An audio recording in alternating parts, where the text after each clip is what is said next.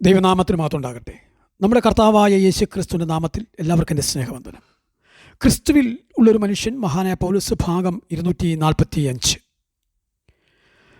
പൗലോസ് തൻ്റെ ശ്രേഷ്ഠതയ്ക്കുള്ള 7 കാരണങ്ങൾ ചൂണ്ടിക്കാണിക്കുകയായിരുന്നു. അതിലൊന്ന് 8-ാം നാളിലെ പരിച്ഛേദനയും, മറ്റൊന്ന് ഇസ്രയേൽ ജാതിക്കാരൻ എന്ന നിലയിലും, മൂന്നാമത്തേത് ബെന്യാമിൻ ഗോത്രക്കാരൻ എന്ന പദവിയിലും, എബ്രായരിൽ ജനിച്ച എബ്രായൻ എന്ന വാക്കിനാലും, തുടർന്ന് ന്യായപ്രമാണം സംബന്ധിച്ച് പരീശൻ, ശുഷ്കാന്തി സംബന്ധിച്ച് സഭയെ ഉപദ്രവിച്ചവൻ, ഒടുവിൽ ന്യായപ്രമാണത്തിലെ നീതി സംബന്ധിച്ച് അനന്ത്യൻ. ലൂക്കോസ് 1:6 സഖര്യാവിനെക്കുറിച്ച് എഴുതിയിരിക്കുന്നത് പൗലോസിനും ഇവിടെ യോജിക്കുന്നു. യഹൂദ റബിമാരുടെ വ്യാഖ്യാനമനുസരിച്ച് ന്യായപ്രമാണം മുഴുവനായി ആചരിച്ച ശൗൽ എല്ലാ നിലയിലും കുറ്റമറ്റവനായിരുന്നു. അതുകൊണ്ട് അനന്ത്യൻ എന്ന സ്വയം പ്രഖ്യാപിക്കുന്നതിൽ പൗലോസിന് ഒരു മടിയുമുണ്ടായിരുന്നില്ല. പൗലോസിൻ്റെ ജീവിത ചരിത്ര സംഗ്രഹം തന്നെ നാം പിന്നീട് കാണുമ്പോൾ അക്കാര്യം കൂടുതൽ നാം മനസ്സിലാക്കുന്നതായിരിക്കും. ഇതൊക്കെ ആണെങ്കിലും പൗലോസ് ക്രിസ്തുവിൽ കണ്ടെത്തിയ ധനവുമായി താരതമ്യം ചെയ്തപ്പോൾ മറ്റെല്ലാ നേട്ടങ്ങളും തനിക്ക് ഒന്നുമല്ലാതായി തീർന്നു. നാം ഇപ്പോൾ കേട്ടുകൊണ്ടിരിക്കുന്ന എല്ലാ കാര്യങ്ങളിലും ആശ്രയിച്ച കാലങ്ങളിൽ പൗലോസ് രക്ഷിക്കപ്പെട്ടിരുന്നില്ല. എന്ന രക്ഷയിലേക്ക് വന്ന ശേഷം തൻ്റെ നേട്ടങ്ങളും അവകാശങ്ങളും ഒന്നുപോലും വിലയേറിയതായി കാണുവാൻ തനിക്ക് കഴിഞ്ഞതുമില്ല. അതെ, ക്രിസ്തുവുമായുള്ള ബന്ധത്തിലും കൂട്ടായ്മയിലും ഇരുന്നു കൊണ്ട് അവൻ്റെ നിസ്തുല്യമായ യോഗ്യതകൾ മനസ്സിലാക്കി അംഗീകരിക്കുന്നതാണ് നേടുക എന്ന് പൗലോസ് തീരുമാനിച്ചു. മാത്രമല്ല, വല്ലവിധേനയും എന്നൊരു പദമുണ്ട്. എന്തിനാ? പുനരുത്ഥാനം പ്രാപിക്കേണ്ടതിന്. 10, 11, 21 വാക്യങ്ങൾ 3-ാം അധ്യായത്തിൽ പറയുന്ന വാക്കുകളെ അടിസ്ഥാനമാക്കി കർത്താവിൻ്റെ പുനരുത്ഥാനത്തിൻ്റെ ശക്തിയെക്കുറിച്ച് തിരുവെഴുത്ത് പറയുന്നത് പ്രപഞ്ചം കണ്ടിട്ടുള്ളതിൽ വെച്ച് ഏറ്റവും വലിയ ശക്തിയുടെ പ്രദർശനം എന്നായിരുന്നല്ലോ. അതെ, അത് നേടുവാൻ യേശുക്രിസ്തുവിനെ പ്രതി തൻ്റെ എല്ലാ പ്രൗഢികളും അടിച്ചുമാരിക്കളയുന്ന ഉച്ഛിഷ്ടങ്ങളോട് ഉപമിപ്പിച്ച് ചവറെന്ന് പറഞ്ഞ് ഉപേക്ഷിക്കുവാൻ പൗലോസ് തയ്യാറായി. ക്രിസ്തുവിനെ പ്രതി ചിലതെല്ലാം ചവറെന്നെണ്ണുവാൻ കഴിയാത്തവന് ക്രിസ്തുവിനെ നേടുവാനും കഴിയുകയില്ല. ഉന്നത കുടുംബ പാരമ്പര്യവും റോമൻ പൗരത്വവും രാഷ്ട്രീയവും മതപരവുമായ സ്വാധീനവും എല്ലാം ചവർ പോലെ താൻ ഉപേക്ഷിച്ചു.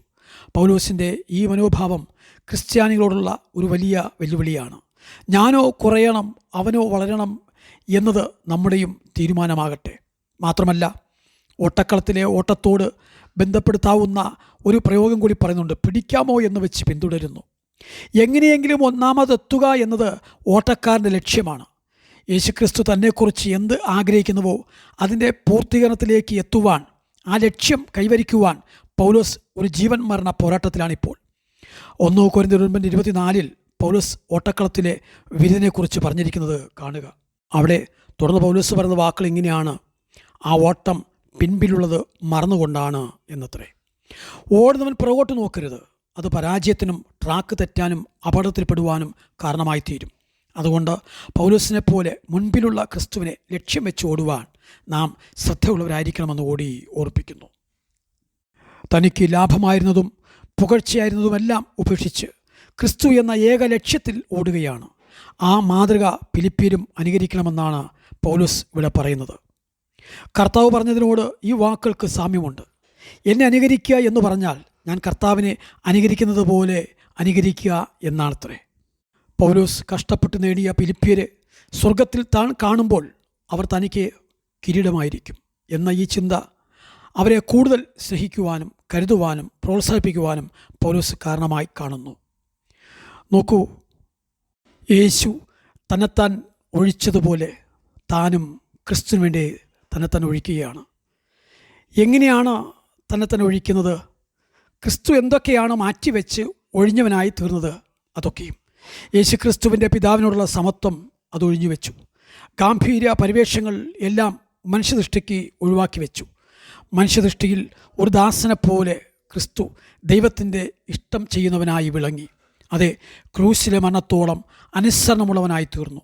ഒടുവിലായി ശാപമരണം ഏറ്റെടുത്തു. കർത്താവിൻ്റെ താഴ്മയുടെ അഗാധത അളക്കുവാൻ പറ്റാത്തതാണ്. ഈ താഴ്മ ധരിച്ച കർത്താവ് ഏറ്റവും ഉന്നത സ്ഥാനത്തേക്ക് ഉയർത്തപ്പെട്ടു.